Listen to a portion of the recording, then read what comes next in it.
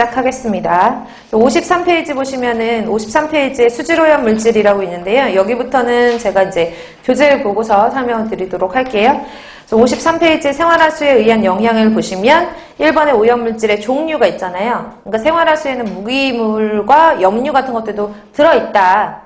아예 없는 건 아니잖아요. 근데 대부분이 뭐 무기물이나 염류보다는 뭐가 많아요? 유기물이 많고 세제가 많다 이렇게 했잖아요. 그러니까 읽어보시고 이제 생활하수에 무기물이나 염류가 있으면 부영양화나 적조 같은 것들을 유발할 수 있대요. 그래서 부영양화나 적조를 유발할 수 있는 물질은 인산이온이나 질산이온, 암모늄이온, 철, 삼가짜리, 염소이온, 황산이온 이런 것들이 이제 적조나 부영양화를 유발할 수 있는 원인이 될 수 있는 물질들 이런 물질들이 그러니까 무기물이나 염류에 해당하는 물질들이다. 그리고 경도나 부식을 유발할 수 있다. 이렇게 읽어보시고요. 유기물질이 많대요. 가정하수에는. 그럼 유기물질이 많으면은 그 유기물질이 만약에 하천으로 유입됐다고 했을 때 그 유기물질을 분해하기 위해서 미생물들이 살 거 아니에요. 호기성 미생물들이 얘네를 분해하면서 물속에 어때요? 산소를 많이 쓰겠죠? 그래서 물속에 수중의 DO를 소비를 하고요. 유기물이 많대. 그러면 이거를 가지고 우리가 이제 나중에 배울 것까지 미리 땡겨서 하면 유기물이 많대요. 그러면 그 유기물들이 많으면 그 유기물들을 누가 먹어치워요? 호기성 미생물들이 분해하잖아요. 분해하면서 물속에 산소를 쓰거든요. 근데 유기물이 아주 많대. 그럼 물속에 산소를 어때요? 아주 많이 쓰겠죠.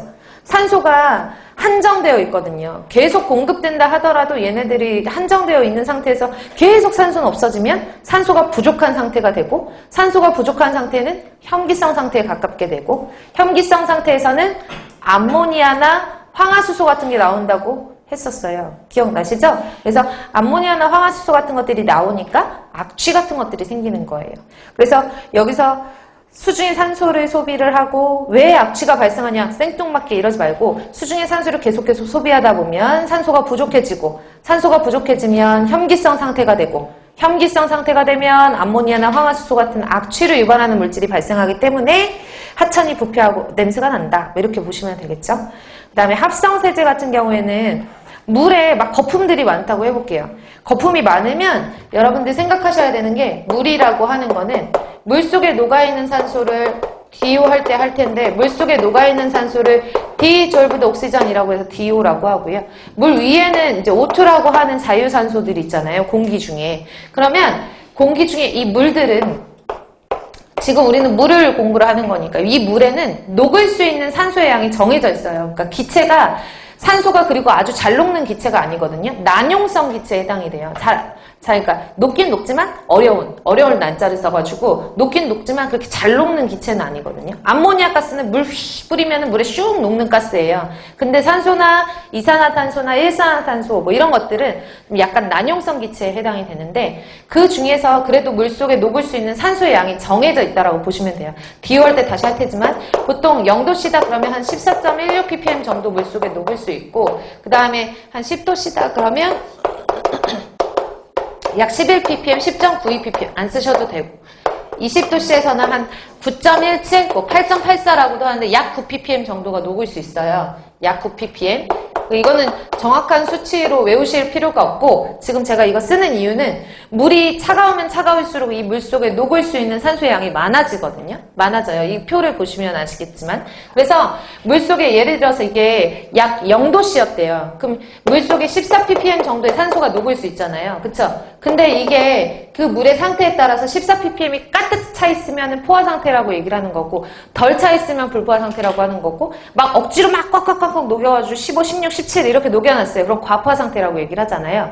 근데 보통 자연 상태에서는 억지로 꽉꽉꽉꽉 눌러놓은 상태는 아니기 때문에 물속에 유기물이 있다 그러면 이 유기물들을 호기성 미생물들이 산화분해하면서 자꾸 산소를 소비를 해요.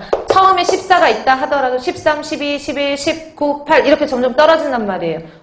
여기는 14ppm 녹을 수 있는 물에 자꾸 얘가 떨어지면 안 되는데 계속 14를 맞춰줘야 되는데 하고 공기 중에 있는 산소가 물속으로 녹아 들어가요. 이거를 제폭이라고 얘기를 해요. 제폭이. 이거를 물속 공기 중에 있는 산소가 물속으로 녹아 들어가는 걸 제폭이라고 얘기를 하고요. 이 제폭이가 된 만큼 오염된 상태에서는 물속에 있는 유기물을 산화분해안이라고 물속에 산소를 소비를 하죠. 얘는 어떻게 보면 물 입장으로 공급이 되는 거잖아요. 산소가 공급되는 거라고 하면 산소는 소비가 되는데 이 산소가 소비되는 걸 엄밀하게 말하면 탈산소라고 해야 되는데 기체가 없어진다라고 해서 탈기라고도 해요. 탈기. 근데 이렇게 탈산소 될 때 미생물에 의해서 소비가 되면서 탈산소가 될 수도 있고 아니면 내가 억지로 막 물이 산소를 좋아하지도 않는데 산소를 억지로 막 넣었어. 그러면 거품이 뽕뽕 나면서 다시 산소가 그대로 나오는 거. 이런 것들도 탈산소 탈기에 해당이 되는 거거든요. 근데 자연계에서는 이렇게 공급과 소비가 동시에 일어나요. 근데 물이 만약에 차갑다 그러면 소비되는 양보다 공급되는 양이 더 많아질 수 있는 거고 물이 만약에 뭐 뜨뜻하다 그러면 공급되는 양에 비해서 소비되는 양이 더 많아질 수도 있는 거고 물이 지저분하다, 물이 지저분하대. 그 얘기는 유기물이 많다. 그럼 유기물이 많으면 물속에 있는 유기물을 산화분해안이라고 산소를 소비하는 양이 많아지는 거죠. 또 소비하는 양이 많아지면 또 그걸 공급하겠다고 공급하는 양이 많아지고 이래서 제포기와 탈기는 동시에 일어나는 거고 이 제포기와 탈기의 비율이 어떻게 되는지에 따라서 물속의 산소가 늘어날 수도 산소가 적어들 수도 있는 거예요. 아셨죠? 그래서 거기 나와 있는 것들은 산소 이전을 방해한다라는 것이 공기 중에 있는 산소가 물속으로 녹아 들어가는 제포기를 방지한다라는 거거든요. 거품이 있으니까. 그쵸? 그래서 자정작용을 억제시키고 DO가 감소되고 하천이 썩는데요. 부패한다라는 말은 이제 현기성화 된다라고 해석을 하셔도 되고요. 아니면 뒤로 넘어가서 부패성 유기물이라는 용어도 나오는데 부패성 유기물이다라고 하면 이건 미생물이 분해할 수 있는 유기물이라고 해석을 하셔야 돼요. 좀 약간 적재적소에 이 용어들이 뭘 의미하는지를 좀 알아두시면 좋은데 어쨌든 간 하천이 부패한다라는 거는 여기서는 뭐 현기성화된다, 산소가 부족한 상태가 된다라고 해석을 하셔야 돼요. 그래서 합성세제는 이런 역할을 하고 있고 체내 축적되면은 그냥 참고만 할게요. 읽어보세요. 그냥 쭉 간의 활동을